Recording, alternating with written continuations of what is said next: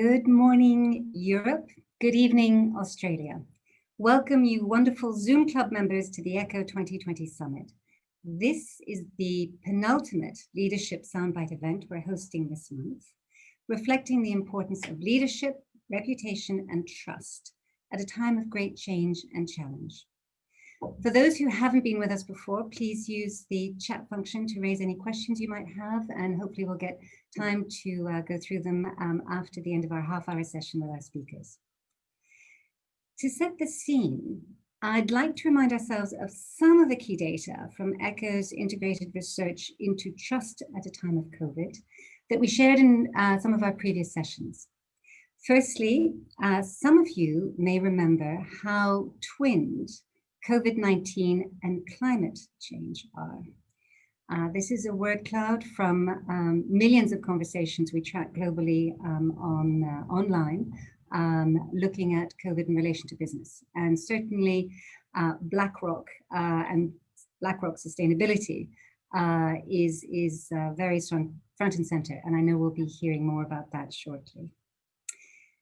Some of you may also remember the cost of reputational crises when things go wrong and how it impacts all sectors. This was something we shared at our previous session on crises. More recently in the news, everything from BP to VW and Boeing, but also those that didn't survive and those that collapsed. So investors are increasingly aware of reputational risks, and they consider a range of reputational drivers and factors, including corporate social responsibility or environmental, social, and governance, ESG criteria. And what our team at Reputation Dividend found is that while CSR ESG is not one of the biggest drivers of reputation, certainly perceived efforts around ESG can provide a tangible and financial reputational boost or a drain. And this was a perspective we had on Monsanto before Bayer acquired it. Monsanto doing well across a range of reputational criteria, but you'll see the investor perception in terms of the cost and the leverage around corporate social responsibility actually was a toxic drain on its market cap of about $2.5 billion at the time. So overall, when we're bringing all this together, what we see is this is why investors are increasingly paying attention to this area. And finally, we see the current reputation dividend results of what the media like to term ESG saints and sinners, with ESG creating value where it's seen to be strategic and driving transformation, or where perceptions of ESG can actively destroy value when it exposes companies to undue risk. And this is where investor activism, which is our subject today, has started to muscle in. No sector, no region is safe from that fundamental questioning of value creation or indeed value destruction. So with that, please welcome ECHO's advisory board member, Peter Debreceny in Melbourne. Peter, come join us. And Peter is going to be talking to the Chief Executive Officer of the Insurance Council of Australia, Andrew Hall. Andrew, welcome. Thank you so much for being with us today. And Peter, over to you. Thanks, Sandra, and good morning, everybody. Andrew and I are here in the early evening in Australia, where it's daylight saving. It's warm, and there's plenty of daylight still outside. So we feel, and it's almost COVID-free in Australia. So a lot of the restrictions have disappeared. So we both feel for you in the Northern Hemisphere right now, and are thinking of you and hoping you're all safe and well. As Sandra mentioned, Andrew has just recently moved to be the CEO of the Insurance Council of Australia, but he is one of the leading lights in our profession in Australia. He started his career, I guess, in the political world, but he's been for the last many years a key corporate communications executive Oh, hi, Anna. Yes, Anna Whitlam is joining us from Melbourne as well. Good to see you, Anna. Most recently, before this current role at the Insurance Council, he was Executive General Manager of Corporate Affairs at the Commonwealth Bank of Australia. Australia's not just Australia's largest bank, but also its most valuable company for many, many years. So he's a man of great experience, wisdom, but also high reputation here in this part of the world. And one of the things that's happened in Australia over recent years is institutional investors have really flexed their muscles in demanding a higher standard of accountability from corporate executives. Several CEOs and chairmen of board of the outside board have been forced to move on because of mistakes that have happened under their watch. And so I'd like to, I think in many ways, what's happening here is a harbinger of things to come in other parts of the world. So Andrew, perhaps we could kick off with a short chat about what makes Australia the leader in this area. Why are things the standard is set pretty high here in Australia? Yeah, well, thanks, Peter. I think what's unique about the Australian market is that we've got all of we've got a developed financial services system. We've got a very sophisticated investor market, an ASX of a lot of listed companies. But sitting behind all that, we've got a very active public media. We've got private media, but we've also got a national broadcaster in this country, the ABC, which is similar to the BBC. And we've got very sophisticated investors. And that's grown out of the fact that Australia's got a compulsory superannuation system, and over time has grown a nest egg of money that's, I think, about $3 trillion in size. Now, it's a little bit like what happened in the Scandinavian country, in Norway and the like. And those investors are very finely attuned as to where their money is invested, and when organised and when they've got a strong view about something, are very much making their presence felt. So I think all of those factors combined, together with a free democracy and a fairly active parliamentary system, scrutiny comes at you hard and fast, and it's very difficult to sweep something under the carpet. And very much, if you're in the top 50 on the Australian Stock Exchange, you can expect to be fairly heavily scrutinised in all your reactions. Right. So Sandra mentioned BlackRock in her opening introduction in the slides, and as we know, Larry Fink has been pushing for several years now for companies to have a social purpose as part of their core business strategy. And he's not alone. Asset managers around the world have echoed that call. And about a month ago, the investment industry research group, the Callan Institute, in its annual survey of institutional investors, found that interest in ESG investing is surging, with 33% of non-ESG investors now considering incorporating ESG factors into their investment decisions. And of course, in the US, the Business Roundtable has issued its own call along these same lines. So theoretically, anyway, it looks like this is becoming common practice around the world. But McKinsey, in a recent report, found that the impression amongst global business leaders is that ESG just hasn't gone mainstream yet in the investment community. So on the one hand, we're hearing BlackRock and other institutional investors, Japan, Europe, Australia, calling for social purpose and ESG to be at the center of business strategy, but maybe business leaders not listening. To what extent do you think companies are actually listening and taking this trend into account in their business decisions? Yeah, so Peter, just a bit of background. When I left politics, I joined Woolworths, which is Australia's largest retailer, in 2007 as head of corporate affairs. And if we think back then, 13, 14 years ago, ESG or corporate social responsibility and the corporate responsibility function generally housed in the communications corporate affairs team.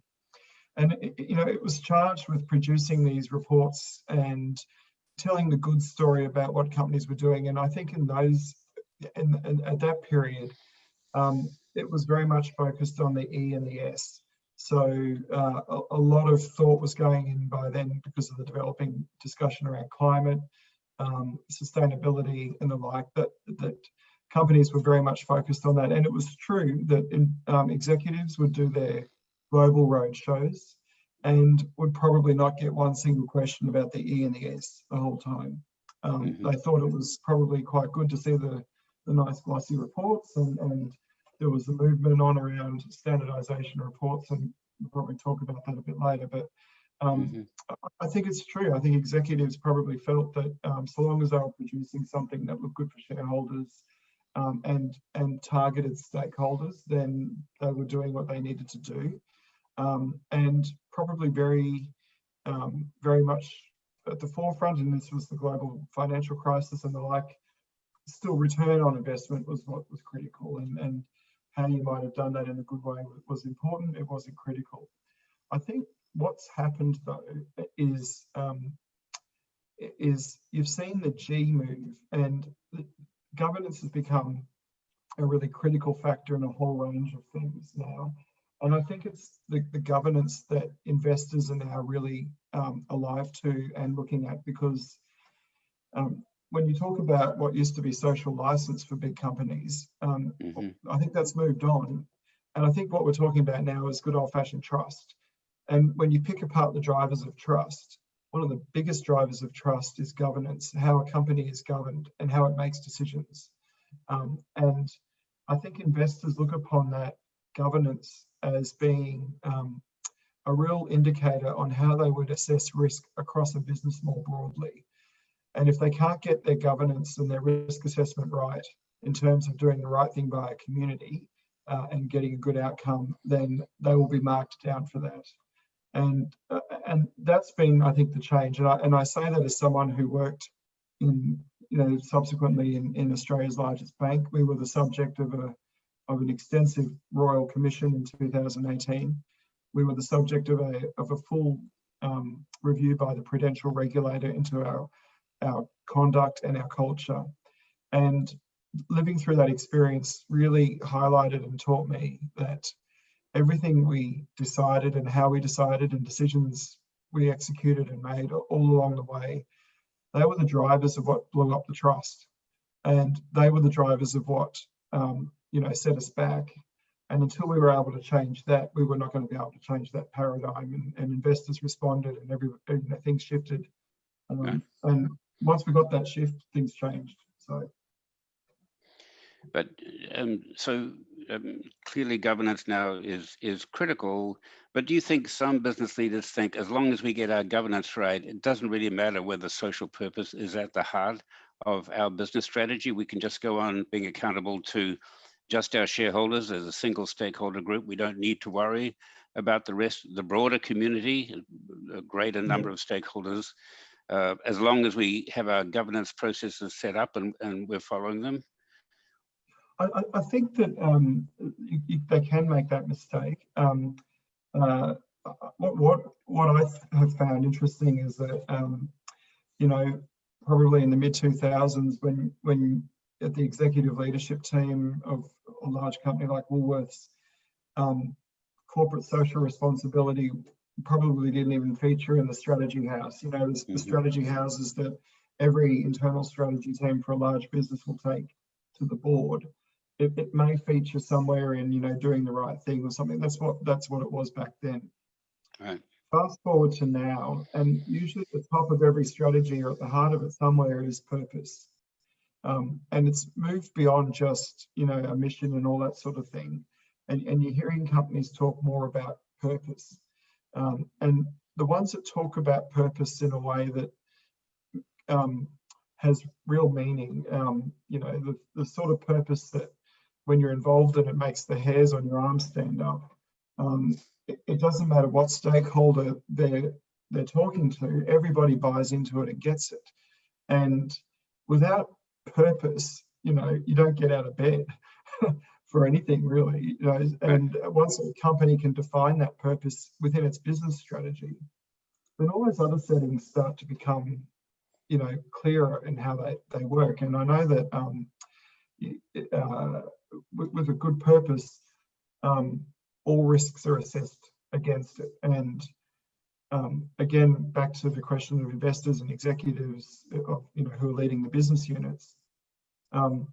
Financial risk has been long in the center of what they're doing, because obviously, you can't deliver your purpose if you're not making a profit or returning money. But at the end of the day, non-financial risk poses much of a risk to your business as your financial risks, and how you understand that is key. Yeah, right. And obviously the impact on reputation, as Sandra just demonstrated. So do you think some institutional investors, Larry Fink, for example, the Japan Pension Fund, being very proactive about this is what we expect from our portfolio companies, but you could perhaps make the argument that many institutional investors are more reactive than that. They're very powerful. They have a lot of influence, obviously, but they might be actually reacting to the bad publicity that the media that you mentioned earlier on, by journalists campaigning on issues and then holding companies to account, and then institutional investors following on. So to what extent do you think this trend is going to be proactive?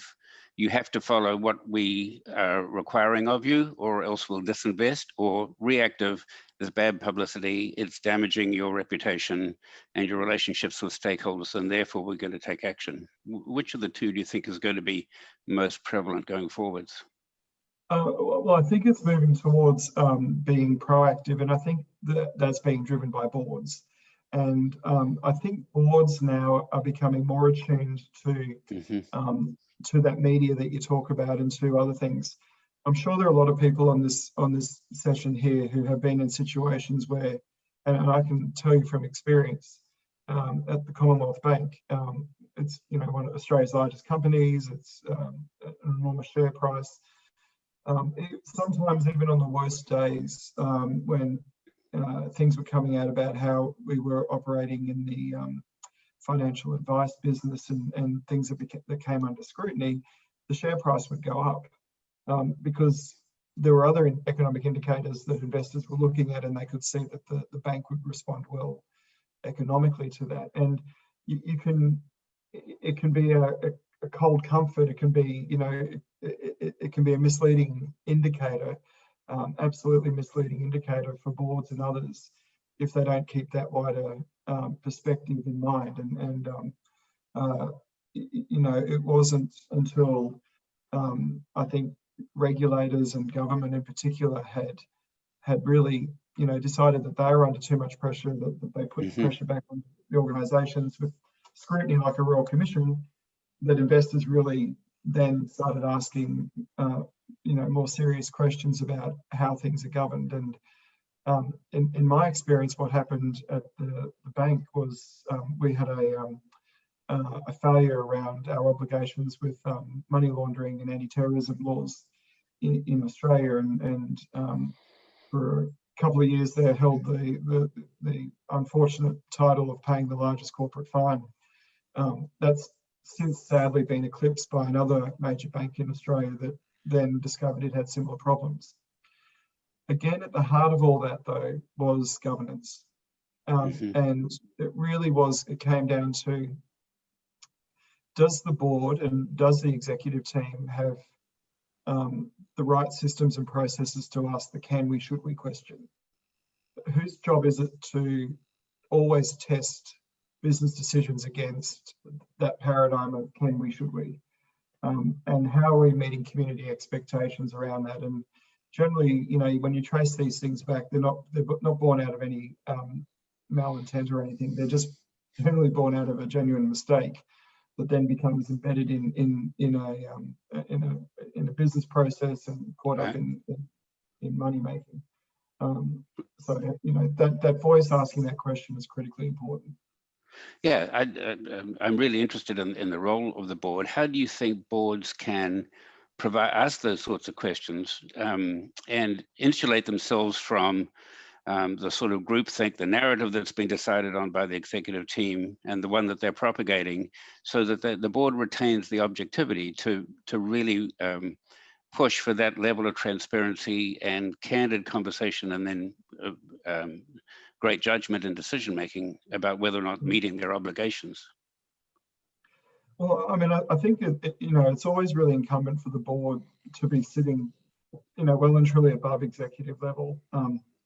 The executive and the whole organisation need to look upon the board as being what they are, which is representative of the owners.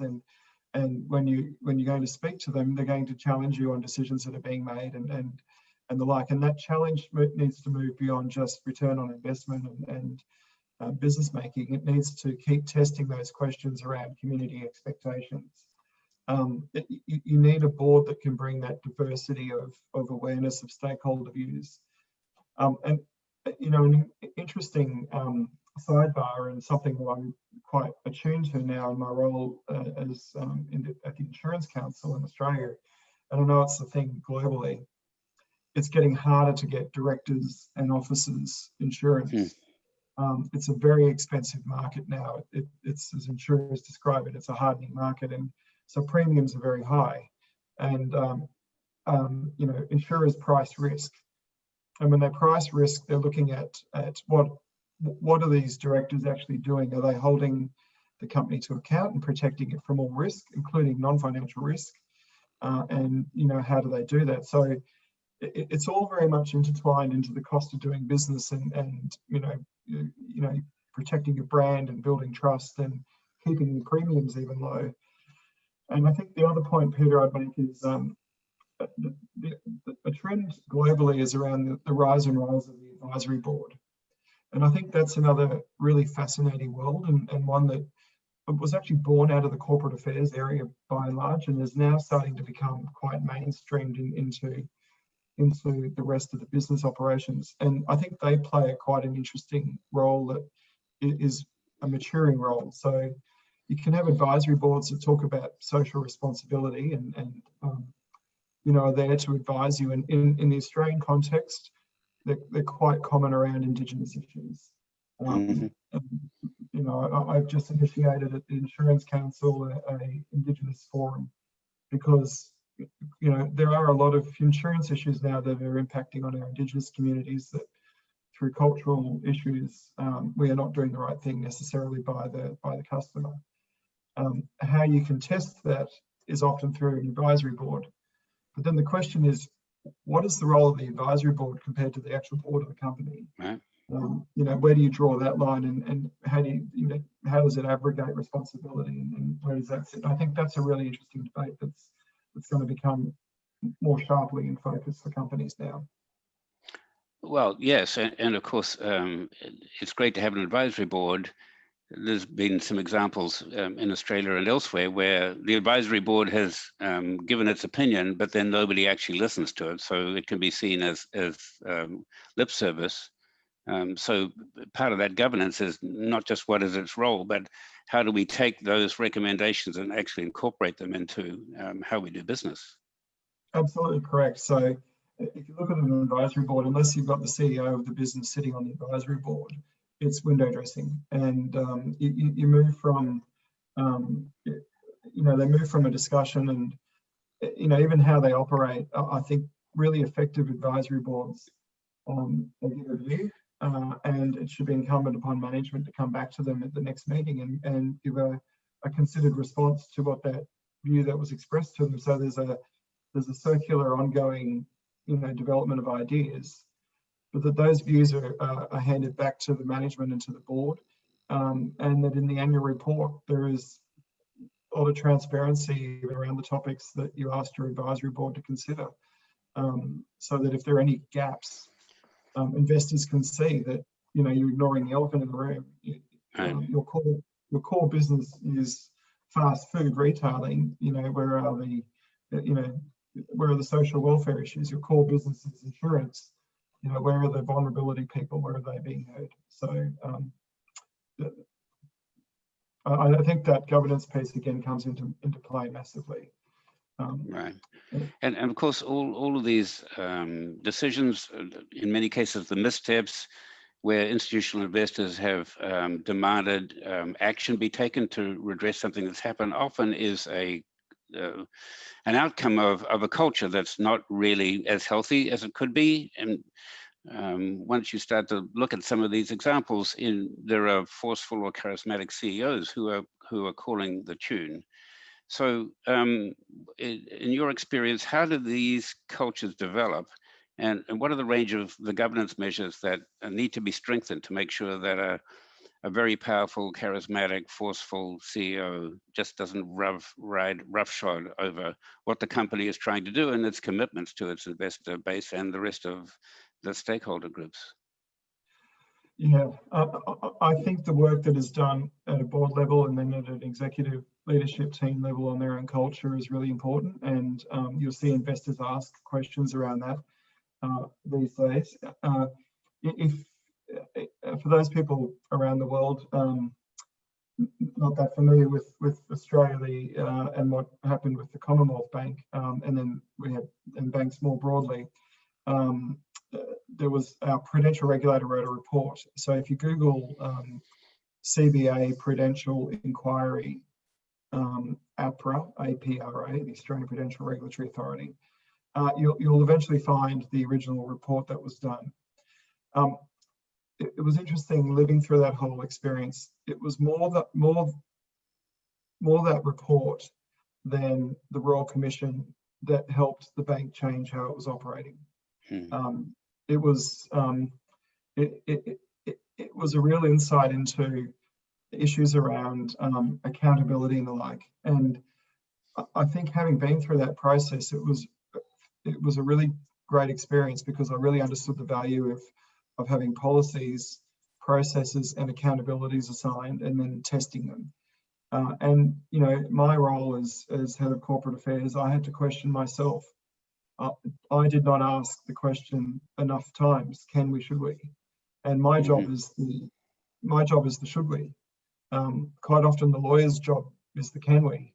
And how I was able to elevate, you know, the can we, the should we point was all about having that relationship and being able to speak plainly and openly to those that are in the decision-making roles that ultimately decide this.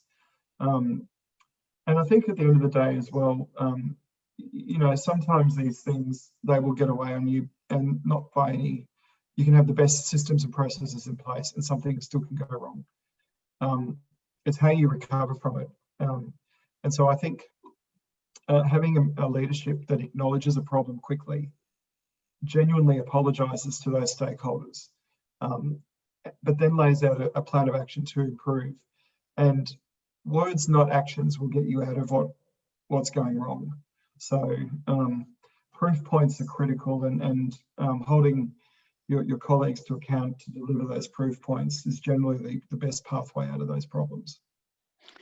Yeah, so I did want to ask you about that, because as you mentioned, the CBA was really taken to the cleaners by institutional investors, by the public generally, the politicians and the regulators. But in 3 short years, it turned its reputation around from being, excuse me, in the toilet to back where it had been initially, under the leadership of a new CEO. So I wondered whether you could explore some of the issues around getting that reputation back. What was needed to get back to where you had been previously, and what was the secret sauce in that reputation turnaround?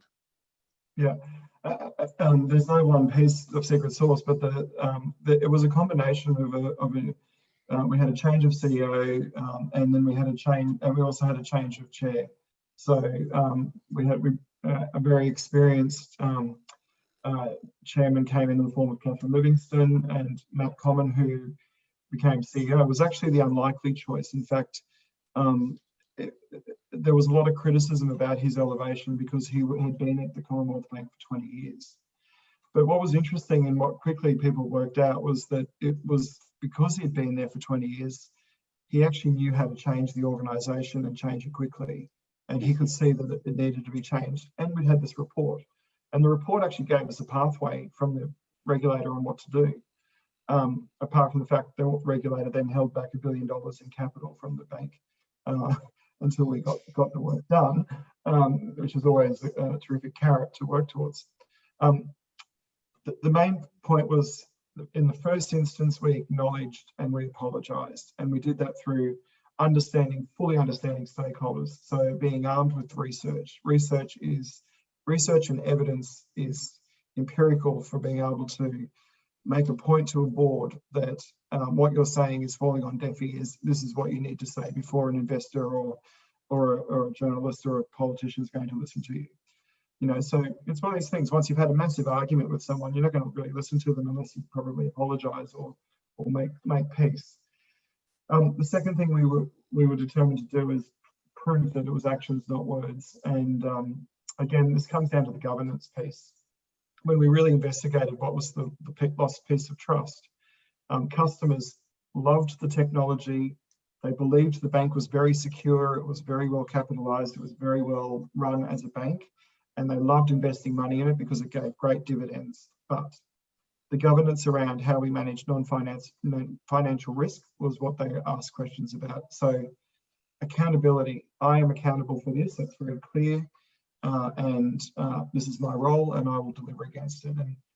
And that would deliver proof points. So removing fees, removing parts of the business that people didn't like playing around in wealth management products that just were not core business to a bank. They were all key proof points that the bank was determined to get back to being a better bank.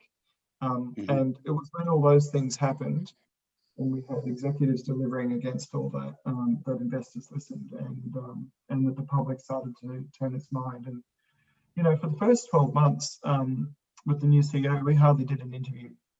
We actually battened down, and we only made a few major speeches where basically they were all about acknowledging and apologising. And we spent all of our time talking to our people internally about what it was going to mean to be a better bank. And the work that was done on culture shift internally set us up for the next couple of years. And it's been really pleasing to see the Commonwealth Bank regain its position as the leading company. Terrific. Thanks so much, Andrew. Well, so I think we have, this is a great conversation. We could go on for a lot longer, but I think we have time for a few questions. Sandra, do you want to throw questions at us, or yes, do you want me to read them off the chat? That's okay. Thank you, Peter. Andrew, thank you. I hate cutting these conversations short. There's so much to share and so much to learn. We do have a couple of questions, some very good ones. If I can call on perhaps Steve Earle. Steve, if you're there, if you can unmute yourself and ask your question. Yeah, hello. So I just wanted to know, I completely agree with what you said about advisory boards and the need for transparency through annual reports. But how do you probably can't prevent it, but how do you address and manage the issue of activist groups and detractors taking that content and using it as a stick to beat you with? Yeah. Look, first of all, I think they will still take the content and beat you anyway, if there is a reason for doing that. So I think whatever beating you're getting from an activist group, the question still needs to be what's driving that, and have we got an appetite to stop that? I think in terms of disclosure, the main thing is just being clear that the topics have been discussed. So, and that these topics are core to your business. And I think for the advisory board's benefit, you wouldn't be chapter and verse of who said what or where they've landed. It's more, I think, disclosing that you've got a process that's talked about some of the more difficult elements of your business from a stakeholder perspective. And so let's take it to talk about banking. You know, financial well-being, customer vulnerability, irresponsible lending. That's kind of the level of commentary that I think is important to disclose. The actions you put against that may be that you've removed some fees or you've got a new vulnerable customer program or something like that. Thank you. Thanks, Steve. Nice to see you. We also have a question Jan Delman has just raised, and then I'll come on to Jyoti after Jan. Jan, over to you if you can unmute yourself. Andrew, thank you very much for that really comprehensive assessment of what's happening. And I was particularly taken about the G and the need to translate the words of purpose into everyday business processes, because without that, all you have is words. What I'd like to ask you, in your experience, how many companies are actually translating the words into KPIs, rewards, incentives for everyone, from top management down everyone? Otherwise, you get sort of negative reinforcement. You get the KPIs motivating people to behave in exactly the opposite way that purpose suggests. You know, I love the words of Charlie Munger, who at Berkshire Hathaway. He says, show me the incentives and I will define behavior. And so I wonder how far companies have got in that very difficult transition from one culture to another, from one set of incentives to another. How's that going in Australia? Well, this got the spotlight got shone on it through financial services, and you know, and I think a bit like the UK, or absolutely like the UK, that you went through it in the financial crisis as well. So it was an interesting debate. It evolved really quickly, and it started with investors pushing back on balanced scorecards, which I hate that term, but you know, it's where the KPIs are 50% financial and 50% non-financial risk management of that. And there was this view that, oh, you know, now half of their KPIs are warm and fluffy and fuzzy, and we would just see the bonuses getting paid willy-nilly. I think we're getting far more sophisticated at defining non-financial risk. I think there are really strong measures these days that you can use around customer sentiment, around how you're serving customers. Well, it all depends what kind of business you're obviously in. But I think there are, you know, when you look around, the sophistication that's now developing in measurement is changing that argument enormously. And what was good about it in banking was all of a sudden each side of the executive table needed the other. So the people that are writing the home loans and actually making all the money actually needed the people from HR and corporate affairs and others to make sure that they were getting the balanced view. So they had staff engagement right. So they had customer satisfaction right. You know, you just had all your reputation levers working together. And that's what changed. And it was interesting work at being at the Commonwealth Bank, because the board put up a balanced scorecard to shareholders and it got rejected about 3 years ago. And when they vote down a remuneration report like that with more than 25%, it puts the board on notice the next vote could spill the whole board. So a lot of work had to be done to explain the importance of the non-financial risk measures. But to the bank's credit and to a whole range of stakeholders' credits, that work was done. And I think it's now moved, the needle's moved enormously. And once you set those KPIs, they filter down, as you know. And as leaders, people have got to recalibrate their thinking. And there's questions about the can we, should we, that sort of thing. They're quite simple, but when you can get leaders' minds around those as being ways of testing non-financial risk, you start to see good things come.